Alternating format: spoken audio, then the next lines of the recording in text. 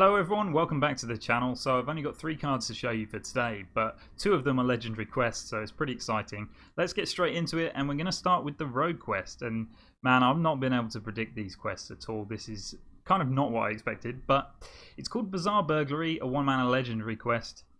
Add 4 cards from other classes to your hand, and the reward is Ancient Blades. Now, Ancient Blades is a 2-mana hero power, so when you spend the 2 mana on the hero power, you equip a 3/2 weapon, just like Fiery War Axe. Very good. But when you're attacking, your hero is immune, and that is massive in Rogue. Being able to trade with other minions is huge without taking damage for Rogue, because then you can go face with your own minions. It's a really, really strong quest, or strong reward, I should say. If you can get this done, and it's not very hard to get it done, adding 4 cards to your hand isn't very hard for Rogue to do, then you have this extremely strong hero power. I mean, it's got 2 durability as well, so you don't even have to spend 2 mana every turn. You just hit it 1 turn, you get 2 swings with it, and then you have to spend 2 mana again another time if you want the weapon again. It's very good. Of course, you can go face with the weapon as well. If anybody's playing weapon hate, so they're playing ooze, it doesn't matter to you because you just played the 2 mana hero power again and equip it again. It's a really good quest. It's not very exciting in terms of the gameplay. It's not like a crazy effect or anything, but I think it's a powerful one for Rogue. When you look at odd Rogue, just being able to have a 2-mana 2/2 hero power just constantly is really, really good. Now you can have a 2-mana 3/2 hero power where you're immune. That just kind of gives you an idea of the power level. Now, the difference between the odd rogue hero power and this hero power is the odd rogue hero power was available right at the start of the game, and that's why that was so powerful. This is very easy for rogues to complete, in my opinion, because they only have to add 4 cards to the hand, which is what they want to do.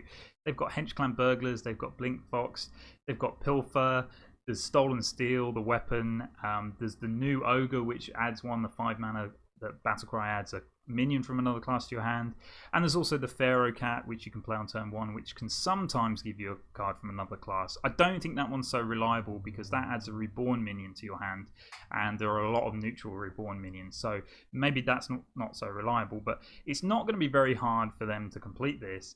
And then you get on tap, you just get a 2 mana a 3/2 weapon that you can attack without taking damage. It's really strong for Rogue. I do have a couple of issues with this quest though. Firstly is, when are you going to be able to complete this quest? Like I said, it's very easy for Rogue to complete this because they do want to add cards, but how long is it going to take you to do it? And the problem with the quest is, if you play it on turn 1, then you're keeping it in your opening hand. You're not doing anything on turn 1. That is not a good thing for Rogue. And firstly, you can't play Pilfer on turn 1 anymore, and you can't play Pharaoh Cat.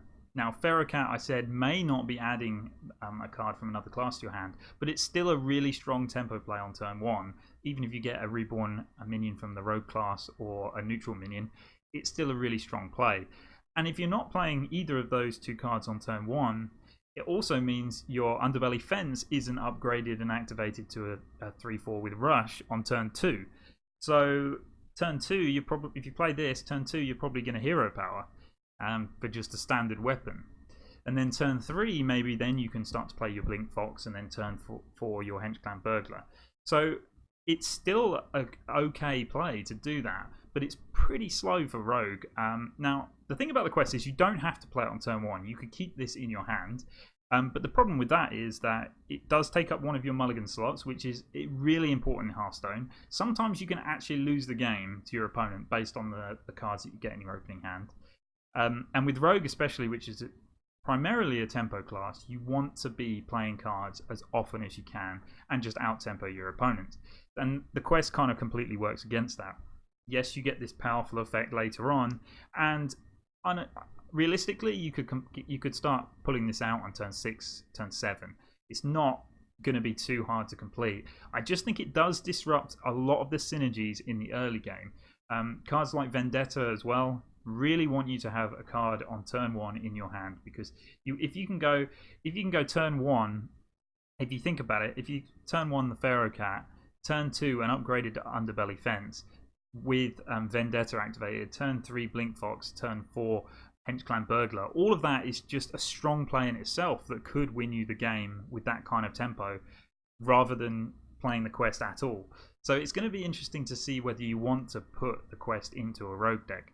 Now, can you hold on to the quest and play it later on in turns? Yes, you can do that. You can play it whenever you want, and you only have to add 4 cards from other classes to your hand, which isn't that hard. You could just run Pickpocket and complete this quest in 1 turn. You play the quest, then you play Pickpocket a few times, well, 4 times, and you get 4 cards and complete it. So it's such a powerful effect that you'll want to shoehorn it into the deck somehow. I just don't know whether it's the sort of quest you want to be playing turn 1 and then disrupting all of your subsequent plays in the really important early turns for Rogue. The second problem I have with this card is if you put this into a Burgle Rogue deck, which is not so much focused on Leroy and Tempo and Shadow Step, etc., but just the fun things like Espionage and just stealing cards, then you do have to run the Spectral Cutlass, which is the weapon with lifesteal that upgrades when you play cards from other classes. That is so important to the Rogue because of the healing.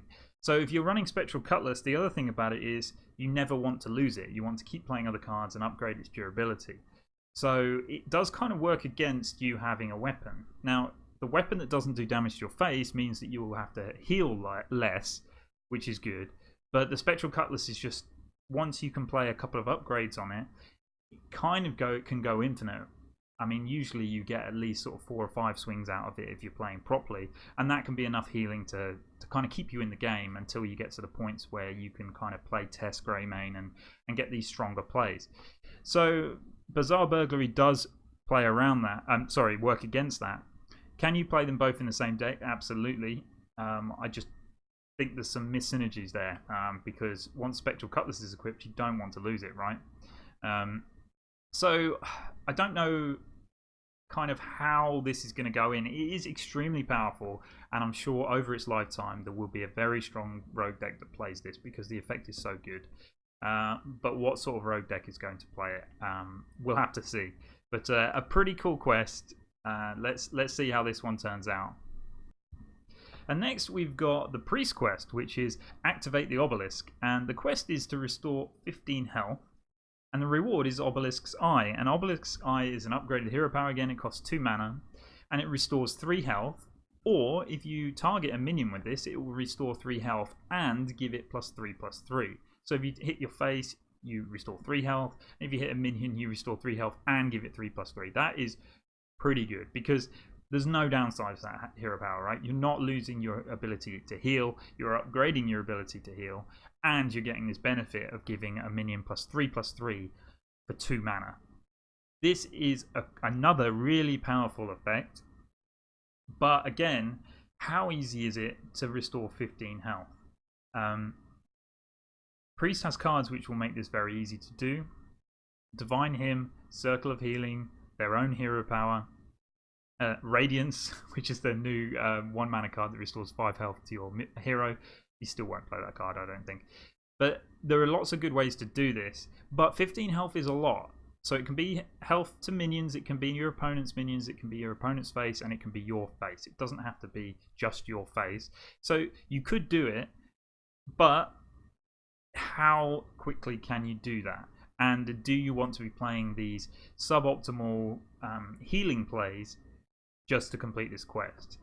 The answer is probably yes, because the late game is going to be so good if you can put a minion down, then give it 3/+3 every turn, or make a trade, heal it up, and give it +3/+3. Because effectively you're healing 6 for a minion and giving it +3 attack as well when you play this on there. It's very strong, especially if you're playing big taunt minions.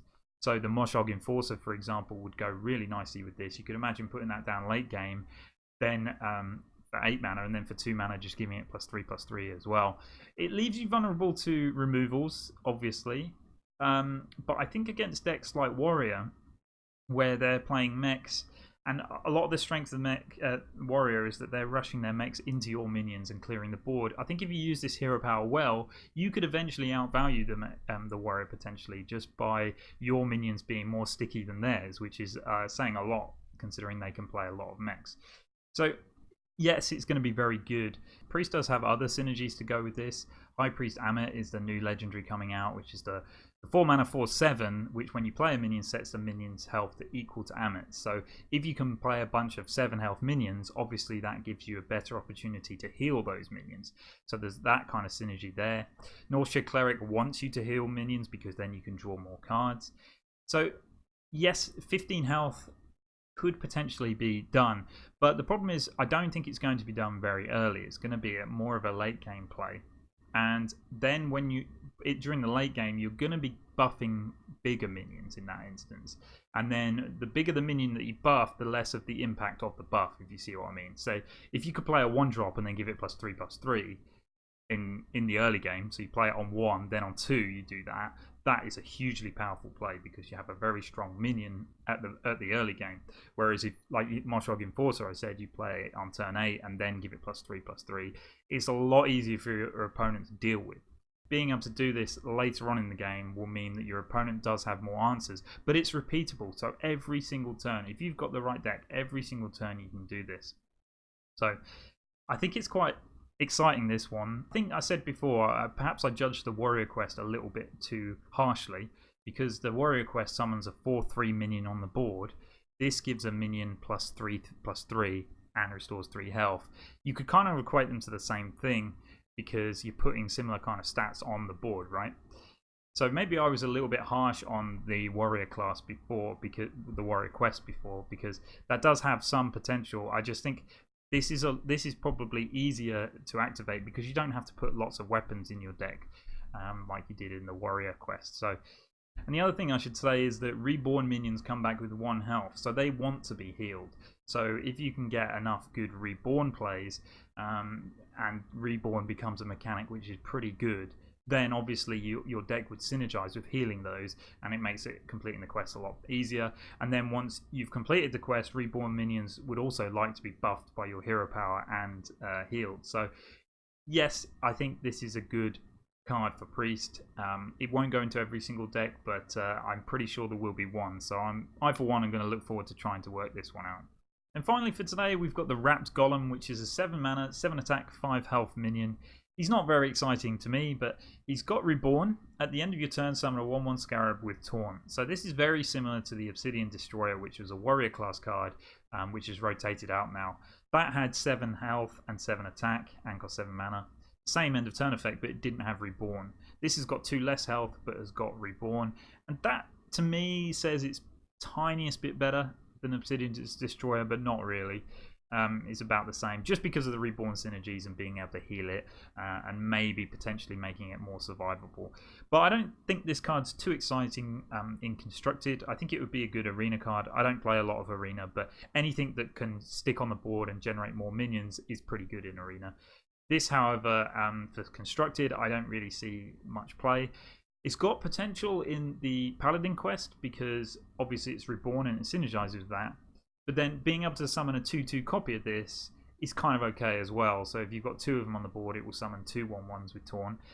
But I still would like to think if you're making a Reborn quest deck for Paladin, I still think you would want a more powerful minion than this. It's not especially exciting to me. I think where we're going to see this mostly in Constructed is when you evolve into it or when you randomly generate it. And in some cases, you'll think, oh, great, I need a Taunt here. And it will come up randomly and it will be really good.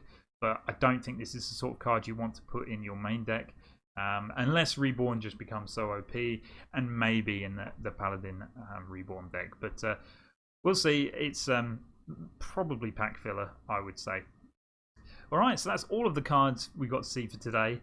Actually, tomorrow we will know all of the cards from the set. There's going to be about 40 odd cards going to be revealed in Blizzard's live stream that they're doing tomorrow. So I'll try and catch up with those when I can. I don't know whether I'll do a whole video with all 40 in them. Depends whether my voice will last that long. But thank you for watching these reviews so far, guys. I hope you've enjoyed them. I always enjoy doing them. I love seeing the new cards and thinking about what we can do with them. But I will do the remaining cards when I can.